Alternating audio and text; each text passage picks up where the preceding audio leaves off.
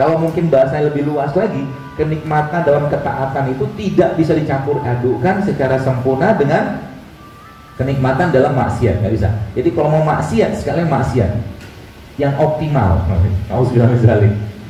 Orang yang zina, curi, khamr, ghibah, mabuk, dosa-dosa itu tidak akan bisa merasakan nikmatnya sholat, nggak bisa. Nggak bisa, dia nggak bisa campur-campur gitu loh, nggak bisa. Ya. Orang yang katakanlah merasakan kenikmatan ibadah, ketaatan, juga nggak akan merasakan kenikmatan lagi dalam hal yang tidak baik. Itu loh. Pilih salah satu, mau jalan yang kanan, yang kiri, mau surga, nggak bisa tengah-tengahnya. Ya.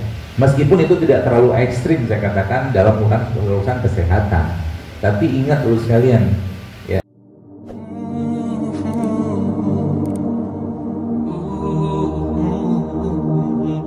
Kalau mungkin bahasanya lebih luas lagi, kenikmatan dalam ketaatan itu tidak bisa dicampur adukkan secara sempurna dengan kenikmatan dalam maksiat, nggak bisa. Jadi kalau mau maksiat, sekalian maksiat yang optimal. Orang yang zina, curi, khamr, ghibah, mabuk, dosa-dosa itu tidak akan bisa merasakan nikmatnya sholat, nggak bisa. Nggak bisa, dia nggak bisa campur-campur gitu loh, nggak bisa. Ya. Orang yang katakanlah merasakan kenikmatan ibadah, ketaatan, juga nggak akan merasakan kenikmatan lagi dalam hal yang tidak baik. Gitu loh. Pilih salah satu, mau jalan yang kanan, yang kiri, mau surga, nggak bisa tengah-tengahnya. Ya. Meskipun itu tidak terlalu ekstrim, saya katakan dalam urusan kesehatan. Tapi ingat dulu sekalian, ya, saya kemarin sempat dapat sebuah lab seorang ustadz mungkin bapak ibu kan usah sebutin namanya lah, ya, liatin ke saya. Dan ustadz itu waktu saya lihat labnya, sudah nih saya bilang, sudah gula puasanya sudah di atas normal, tinggi sekali, cukup tinggi. Terus indikator diabetesnya sudah tinggi juga. Setiap saya ngomong sesuatu, beberapa kali hidup saya, aduh nikmati aja hidup dong, gitu. Ya betul, saya bilang. Tapi tubuh kita nggak bakal bisa bohong, gitu loh. Nikmati aja hidup, tapi ingat makanan nggak sehat, gimana? Setiap mau kajian dengan beliau makan nasi dengan berbagai macam lauk nggak sehat, nggak bisa dibohongin badan kita, itu tenang aja, gitu loh. Jadi pertanyaannya, apakah kita sudah siap untuk hidup sehat? Ya. Kalau sudah, untuk apa kita kerjakan itu? Gitu loh. Saya mau minta deklarasi dulu. Bapak Ibu sudah siap hidup sehat? Untuk apa? Untuk Allah, gitu loh. Itu dulu yang pertama. Supaya apa? Nanti kalau kita niatkan untuk Allah, bukan karena cuma sekedar ikut-ikutan, bukan cuma sekedar gaya-gayaan atau bahasa keren itu lifestyle gitu kan, atau gaya hidup, maka Anda minum madu dapat pahala, minum jahe dapat pahala, minum kunyit dapat pahala, karena kan untuk Allah semua. Dan niatkan untuk apa? Untuk ibadah yang lebih baik, gitu loh. Tapi harus tahu dulu masalahnya apa. Kenapa saya sakit-sakitan? Nah, karena kita akan bahas. Ya, jadi sekali lagi saya tanya, kan Allah jadi saksinya ini. Bapak Ibu sudah siap hidup sehat? Kurang kencang. Sudah siap hidup sehat? Masya Allah jadi saksinya ya. Nanti kalau Anda langgar, Anda urusan sama Allah. Karena Allah menciptakan kita kan sempurna. Manusia tidak didesain Allah untuk sering sakit-sakitan, serius. Gak ada ceritanya, karena semua ibadah dalam Islam butuh fisik. Sholat butuh fisik loh. Puasa apalagi, haji, umroh butuh fisik. Jihad katakanlah zaman dulu ya, butuh fisik semua. Ya, maka kita diciptakan Allah untuk apa? Wa ma khalaqtul jinna wal insa illa liya'budun, kata Allah. Aku ciptakan untuk menyembahku, beribadah kepadaku. Dan ibadah dalam Islam itu banyak ibadah fisik. Gitu loh. Tidak mungkin Allah menjadikan kita sering sakit-sakitan. Kalau orang itu sering sakit-sakitan, maka kemungkinan besar ada yang dalam Al-Quran atau petunjuk bagi Nabi SAW yang dilanggar, gitu aja. Pasti ada. Disuruh tidur, tidur. Disuruh makan, makan. Gitu loh. Waktunya tidur, jangan olahraga. Kan gitu. Apa kata Allah dalam Al-Quran? Waja'alna laila libasa. Waktu malam kami jadikan sebagai istirahat. Waktu malam jangan olahraga. Kapan olahraganya? Waktu matahari masih terbit. Karena emang secara fisiologisnya manusia, Dia nggak cocok olahraga malam. Dan alam sekitar ini pun, ini salah satu contoh saja. Ketika sebuah fitrah atau sunnatullah itu dilanggar, disuruh tidur. Bagaimana petunjuk Nabi juga sama. Bahkan ternyata orang yang kurang tidur saja, pernah saya share waktu itu, ternyata bisa memicu kanker. Kurang tidur aja Pak. Maka baginda Nabi menjadi contohnya, uswahnya buat kita. Nanti kita baru bahas ini. Ini cerita softwarenya dulu gitu kan. Softwarenya dulu.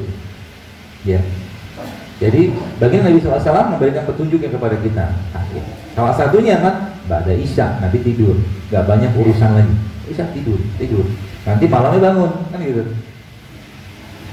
Terus ngapain lagi? Kita lihat setiap hari itu kita puasa. Setiap hari kita kan puasa. Kok bisa? Karena kan tidur gak makan. Setiap hari kita puasa. Terus apa petunjuk Nabi SAW? Kita lihat terus sekalian. Baginda Nabi SAW ketika pagi mengajarkan kepada kita untuk apa? Untuk makan kurma. Ya. Salah satunya kurma ajwa kayak begini. Kalau nggak ada kurma ya kurma ajwa, ya kurma yang lain juga boleh lah. Gitu loh. Maka karena puasa malamnya nggak cocok pagi itu makan yang berat-berat. Dan memang secara fisiologisnya kita ternyata memang pagi itu adalah waktu yang paling rendah hormon lapar. Jadi pagi-pagi jangan banyak makan. Ya, makan buah sedikit, makan kurma 7 butir. Kalau kurma ajwa mungkin kita ambil berkahnya, atau makan buah-buahan kayak begini sudah cukup. Lapar nggak? Pasti lapar. Biar aja laparnya sampai siang, nanti siang baru makan. Ya, jadi kalau Anda ngerti pola-pola ini sebenarnya nurunin berat badan itu gampang banget. Asal apa? Asal mau tahu dan mau ngerjain apa yang bikin kita gemuk. Gitu loh. Apa yang bikin kita gemuk? Kalau saya tanya bos sekalian, Bapak Ibu, jamaah sekalian, Bapak Ibu, apakah tiap hari makan jeroan? Enggak kan? Singkat ceritanya, Anda tidak makan jeroan tiap hari. Jeroan itu lemak kan? Lemak sehat nggak? Jelas tidak. Tapi kalau saya tanya kepada Anda, apakah Anda makan gula tiap hari? Iya? Siapa yang hari ini sudah badannya masuk bahan dari gula? Contohnya pasir, gula pasir. Contohnya tepung, contohnya nasi, itu kan gula. Coba angkat tangan. Oh salah, banyak. Gula kan? Gula. Ini gula nggak? Baik, kita belajar ya, biar paham. Masalahnya apa sih kita sekarang itu loh? Ini kan gula. Gula juga, tapi beda gula dengan Anda makan gula pasir atau mungkin nasi putih. Tadi saya disajikan makanan tadi sama panitia. Orang tua kita jangan lupa makan tepung. Tepung itu gula nggak? Gula. Tapi mereka tidak makan gorengan pagi-pagi. Mereka makannya ubi rebus, singkong rebus. Kan tepung juga, tapi bukan jenis tepung seperti halnya gorengan, Bang. Sehingga apa? Lahirnya kita yang sehat-sehat kayak begini. Anaknya nggak ngikutin bapaknya. Yang diminum sama mereka kopi tawar, teh tawar, air putih, wedang jahe, nggak pakai gula. Kalau pakai gula, maka pakai gula aren, gula merah gitu-gitu. Kita, gitu. Akhirnya terjadi apa? Tubuhnya kelabakan. Tiap hari masuk tepung, tiap hari masuk gula, tiap hari masuk nasi. Gimana mau sehat kayak begitu kan? Sayur jarang, buah jarang, puasa jarang, air putih jarang, olahraga jarang. Ya udah bye-bye. Kan gitu. Suruh makan sayur susah, makan buah susah, makan apa segala susah gitu. Maunya apa? Cuma sekedar untuk memuaskan hawa nafsu. Baik, kita akan bahas nasi goreng supaya baru paham. Nasi goreng. Kita bahas ini bukan untuk mencela makanan, tapi mengerti yang kita makan itu apa. Nasi goreng isinya apa? Nasi. Nasi sudah gula? Gula. Gula dalam proses transformasinya dalam tubuh kita kalau nggak dipakai jadi lemak tuh sekalian.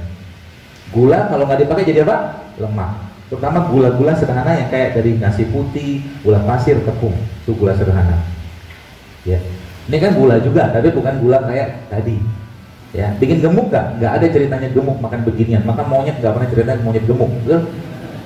Monyetnya gitu aja, kurus-kurus gitu kan. Ya makan begini. Gitu. Jadi jangan takut makan buah sebenarnya. Itu ya. Nah, pertama udah nasinya. Kita belajar dulu. Nasinya sudah gula. Biasanya makan nasi goreng pakai apa?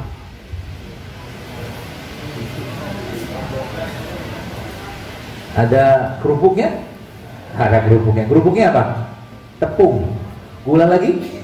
Gula lagi. Terus ada temannya lagi tuh, telur, ceplok, dadar. Telur tuh protein kan? Protein rusak nggak dengan pemanasan? Rusak. Kadang-kadang tambah lagi temannya, namanya bakwan. Tepung lagi nggak? Tepung lagi. Belum selesai. Minumnya apa? Teh manis kan? Isinya apa? Gula lagi. Jadi dimakan apa? Bukan gula, lemak. Kan gula nggak dipakai jadi lemak. Kan gitu kan? Tanda orang berlemak apa? Pegang aja pinggangnya. Jangan sekarang lah, ayo. Nanti aja di rumah. Banyak lipetan, perut banyak lipetan. Masalah sekarang, bagus sekali. Anda pikirnya hal sederhana ya. Mungkin kita pikir hal sederhana, tapi ingat, inilah yang terjadi pada zaman sekarang. Sehingga Pak, kalau sudah yang masuk sudah bukan lemak yang baik, maka hasilnya juga akan jadi lemak yang tidak baik. Sehingga Pak, metabolisme hormon pun akan terganggu. Salah satu penyebabnya.